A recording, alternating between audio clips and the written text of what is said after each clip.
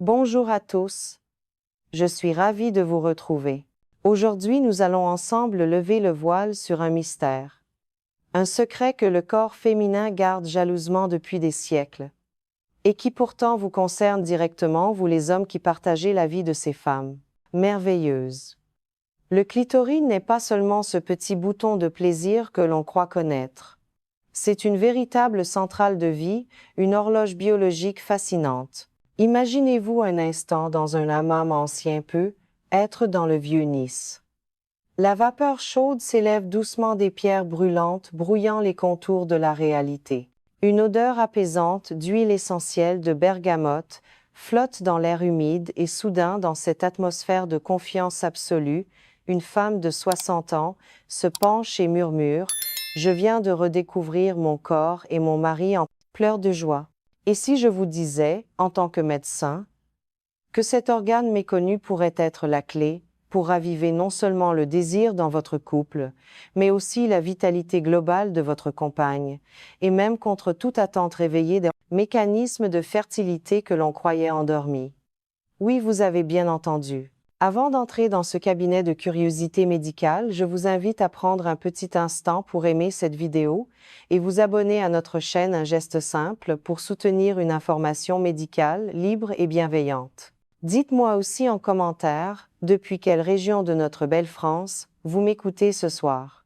Est-ce depuis les quais de Bordeaux, au pied de la cathédrale de Strasbourg, dans les bouchons de Lyon, ou peut-être au cœur d'un petit village paisible du Luberon, j'aime imaginer où vous êtes, surtout à cette heure où l'on apprécie la tranquillité d'une fin de journée. Il est courant de penser, et c'est une croyance ancrée, chez beaucoup d'hommes de votre génération, que cet organe n'existe que pour le plaisir, comme une sorte de bonus offert par la nature.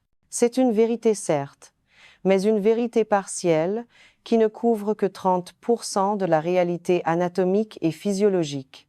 Les 70% restants constituent une véritable révolution scientifique, une merveille d'ingénierie biologique que même certains manuels de gynécologie ont longtemps négligé. Pour bien comprendre de quoi nous parlons, commençons par une donnée qui devrait vous faire regarder l'anatomie féminine avec un respect nouveau. Cet organe contient plus de 8000 terminaisons nerveuses. Pour vous donner un ordre de grandeur, c'est 2 fois plus que ce que l'on trouve sur le gland du pénis. Imaginez une zone minuscule, pas plus grande qu'un petit pois, visible à l'œil nu, mais dotée d'une densité sensorielle digne des marteaux d'un clavier de piano de concert. C'est une concentration de sensibilité unique dans le corps humain. Cependant, ce que l'on voit à l'extérieur n'est que la partie émergée de l'iceberg, le sommet d'une montagne enfouie. Sous la peau, invisible au regard mais essentielle au ressenti, cet organe s'étend majestueusement, rappelant la forme de l'os du bonheur, ce petit os en forme de Y que l'on trouve chez les volailles. Il se prolonge sur 9 à 11 cm à l'intérieur du corps. Ses racines, ou piliers, enlacent le vagin, entourent les bulbes vestibulaires et croisent même le chemin de l'urètre.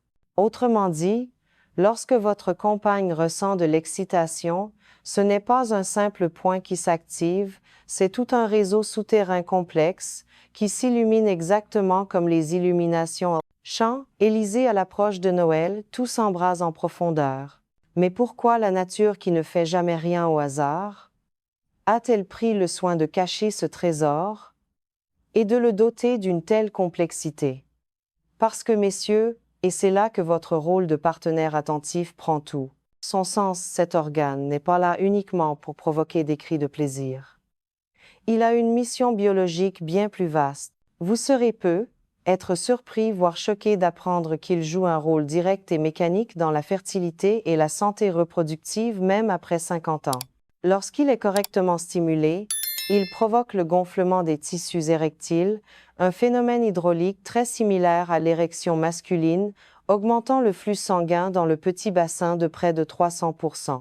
Ce chiffre n'est pas une vue de l'esprit, il provient d'une étude sérieuse de l'Université de la Sorbonne, publiée tout récemment en 2023. Ce véritable déluge de sang oxygéné et nourricier modifie même l'architecture interne.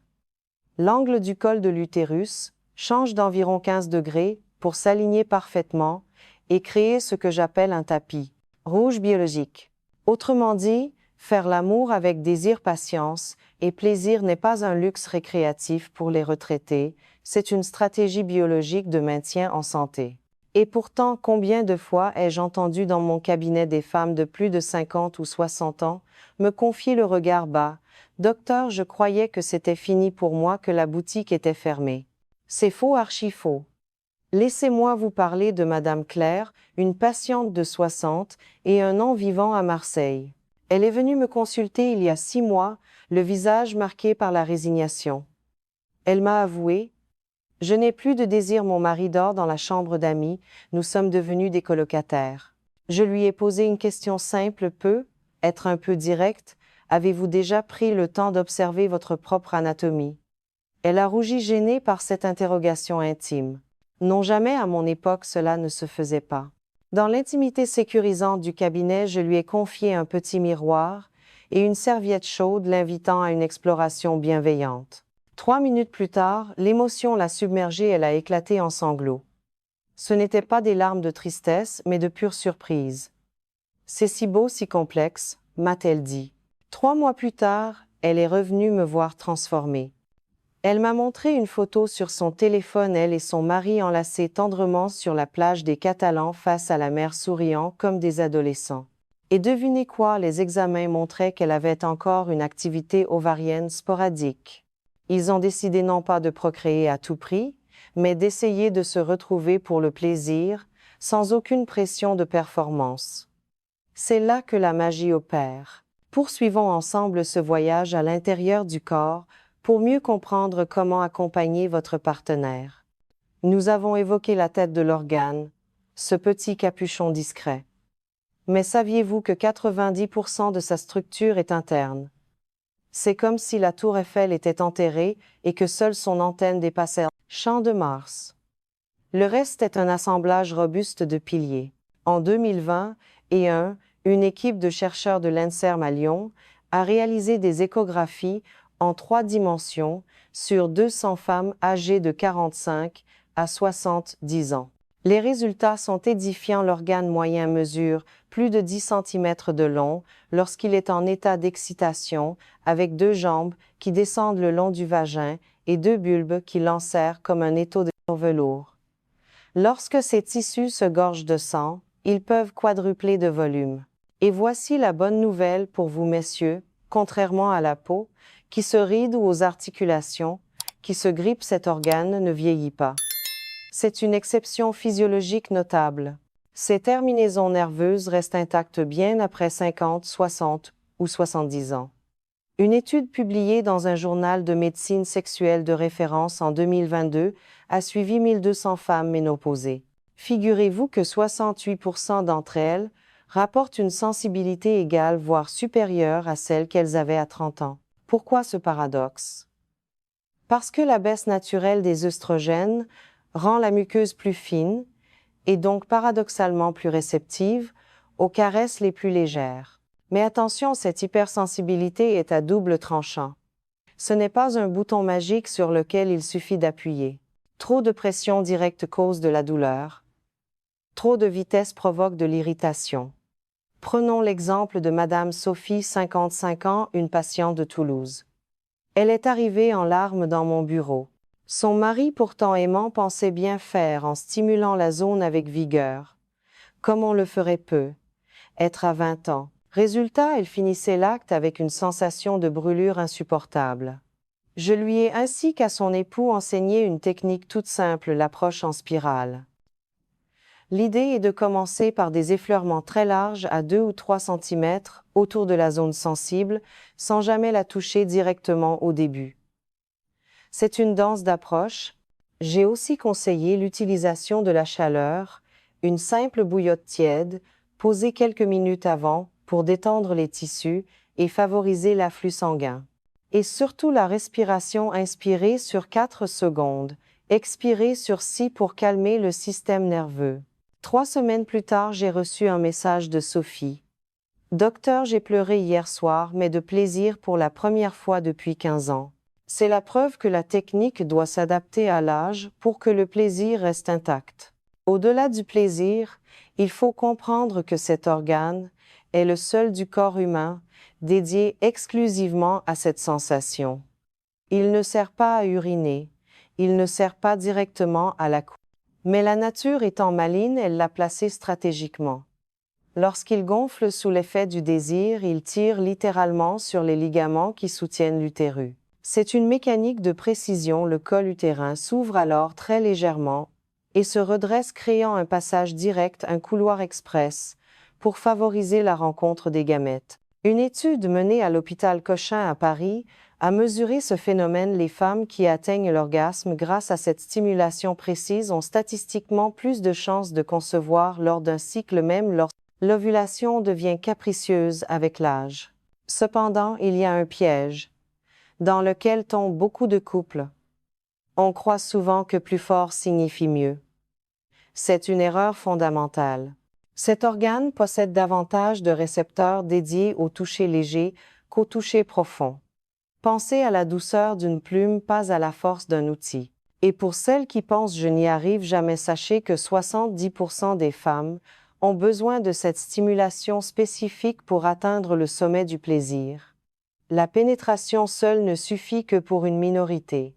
Tout est donc permis, les caresses manuelles, les jeux buccaux, les accessoires. L'important est de déculpabiliser. La prochaine fois que vous penserez qu'il est trop tard, rappelez-vous Madame Claire sur sa plage ou Madame Sophie qui redécouvre son intimité. L'organe du plaisir n'a pas pris sa retraite. Il attend simplement qu'on lui parle un nouveau langage plus doux, plus lent. Entrons maintenant, si vous le voulez bien, dans le cœur du mécanisme biologique. Comment un simple câlin peut-il se transformer en une véritable thérapie cellulaire même? Lorsque la ménopause frappe à la porte, répétons-le avec la précision des chiffres, lors d'une excitation complète, le débit sanguin dans la zone pelvienne passe d'un petit filet d'eau de 15 ml par minute à une cascade de 45 ml par minute en moins de 90 secondes. C'est ce que nous montrent les IRM fonctionnels réalisés au CHU de Bordeaux. Ce sang apporte de l'oxygène, des nutriments essentiels et de la chaleur à l'endomètre, la muqueuse utérine. Résultat, celle-ci s'épaissit, redevient plus souple, plus accueillante. Mais le clou du spectacle biologique, c'est ce réflexe fascinant qui se produit au moment de l'apogée du plaisir. L'orgasme déclenche une série de contractions rythmiques des muscles pelviens, environ 8 à 12 contractions en quelques secondes. Ces spasmes ne sont pas seulement agréables. Ils agissent comme une pompe qui aspire littéralement les fluides vers le col de l'utérus. Une étude de l'Institut Curie a suivi des couples matures, entre 48 et 62 ans, qui avaient encore un désir d'enfant ou simplement de vitalité. Ceux qui pratiquaient cette stimulation régulière ont vu leur santé intime s'améliorer spectaculairement. Prenons le cas très touchant de Jean et Marie, respectivement 58 et 56 ans, originaires de la banlieue de Toulouse. Mariés depuis 35 ans avec des enfants adultes, ils avaient mis de côté leur vie intime. Marie était en périménopause avec des cycles irréguliers et une libido en berne. Un soir, lors d'un week-end en amoureux à Collioure, a lu un article sur ce sujet. Il a proposé à Marie un défi bienveillant. On oublie la pénétration, on oublie l'objectif. On se concentre uniquement sur toi. Chaque soir, pendant 10 minutes, dans une ambiance tamisée avec un peu de musique classique, du Debussy par exemple, et de l'huile d'amande douce, il s'est consacré à elle. Des caresses tièdes toujours autour, jamais directement sur le point sensible, en synchronisant leur respiration. Au bout de 3 semaines, Marie a ressenti des changements physiques notables, confirmés par des tests d'ovulation positifs, chose qu'elle n'avait plus vue depuis des années. Ils ont recommencé à s'unir, mais avec une différence majeure. Marie atteignait l'apogée par la stimulation externe en premier. 6 semaines plus tard, contre toute attente statistique, un test de grossesse s'est révélé positif. Son gynécologue n'en revenait pas, son endomètre avait retrouvé une épaisseur de jeune femme. Ce n'était pas seulement de la chance, c'était de la biologie pure réactivée par le plaisir et la patience. Attention toutefois, l'amour mécanique ne fonctionne pas. Si la femme simule ou si l'homme se précipite, l'organe reste inerte. Pas de gonflement, pas d'oxygénation, pas de bénéfice santé. C'est pourquoi je dis toujours que la vitalité après 50 ans n'est pas une question d'âge, mais une question de désir authentique. Et pour celles qui n'ont plus de désir de maternité, ce qui est le cas de la majorité d'entre vous, cet organe garde un rôle sanitaire majeur. Il est votre meilleur allié contre les désagréments de la ménopause. La libération d'endorphines réduit les douleurs. Le cortisol baisse, le sommeil s'améliore, et point crucial, cela renforce le périnée, prévenant ainsi les fuites urinaires. Une patiente de 64 ans, Madame Dupont de Strasbourg, souffrait d'incontinence légère qui la gênait terriblement. Au lieu de médicaments, je lui ai prescrit 10 minutes de stimulation seule ou en couple 2 fois par semaine. Résultat 80% d'amélioration en 3 mois. Pas de chimie, juste la réactivation des muscles profonds par le plaisir. Ainsi, cet organe n'est pas qu'un bonus, c'est un organe de survie et de santé déguisé en organe de plaisir. La prochaine fois que vous penserez « je suis trop vieille pour ça », pensez à Marie ou à Madame Dupont, qui ose à nouveau rire aux éclats sans craindre une fuite. Votre corps n'a pas d'âge limite pour être aimé. Nous arrivons bientôt au terme de cette consultation virtuelle. Je voudrais vous laisser avec des gestes concrets une petite ordonnance de bien, être à appliquer dès ce soir que vous ayez 50, 60 ou 70 ans. Pas de pilule miracle, pas de gadget hors de prix, juste de la douceur. Première étape, la réappropriation. Mesdames, installez-vous dans votre salle de bain au calme être vers 20h30. Créez une lumière douce. Prenez un petit miroir et cette serviette chaude dont nous avons parlé. Allongez-vous confortablement. Regardez votre corps sans jugement, avec bienveillance. Effleurez la peau comme vous caresseriez un tissu précieux. L'objectif est de désacraliser, d'enlever la peur ou la honte. De nombreuses études montrent que cet exercice simple fait chuter l'anxiété en quelques jours seulement. Deuxième étape, l'invitation à deux. Choisissez un moment propice, être un vendredi soir. Dites à votre conjoint, ce soir nous allons changer les règles. Interdiction de pénétration tant que le plaisir n'est pas monté à son comble. Utilisez le plat de la main ou le bout des doigts sans pression. Une astuce de professionnel, tracez des cercles imaginaires d'1 centimètre au-dessus de l'anatomie visible. C'est là que se cachent souvent les récepteurs les plus subtils. Je me souviens de Monsieur et Madame Lefebvre, un couple du 16e arrondissement de Paris marié depuis 40 ans, avec une routine immuable. Après avoir appliqué ce conseil de lenteur obligée pendant 3 semaines, Monsieur Lefebvre m'a confié ému.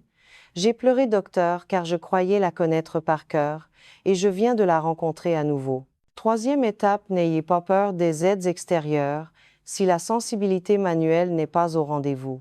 Il existe aujourd'hui des technologies douces, utilisant des ondes d'air, sans contact direct, qui sont miraculeuses pour les femmes de plus de 50 ans, car elles évitent toute irritation. Pensez aussi aux lubrifiants à base d'eau tiédie au creux de la main pour éviter les micro-lésions d'une muqueuse amincie. L'usage de coussins pour surélever le bassin peut aussi changer l'angle et permettre des frottements naturels sans effort. Mais le secret ultime, celui qui surpasse toute technique, c'est l'émotion. Une étude de l'Université de Rouen a prouvé que l'afflux sanguin dans cette zone augmente considérablement lorsque la femme se sent aimée et en sécurité affective, bien plus que par la simple stimulation mécanique.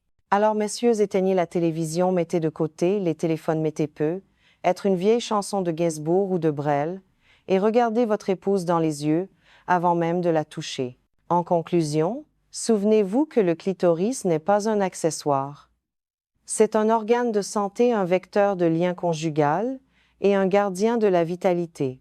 Il prévient les désagréments de l'âge, il ravive la flamme des couples qui durent. Alors ce soir, ayez une pensée de gratitude pour votre corps. Il a travaillé en silence pour vous pendant des décennies, il mérite qu'on lui redonne la parole avec tendresse. Si cette approche médicale et humaine vous a touché ou surpris, je vous invite à laisser un j'aime sur cette vidéo. Cela nous aide à briser les tabous. Abonnez-vous pour ne pas manquer notre prochaine discussion, où nous aborderons les positions les plus confortables pour préserver son dos après 50 ans. Et vous seriez-vous prêt à tenter l'expérience du miroir ou de la Soiron sans pénétration?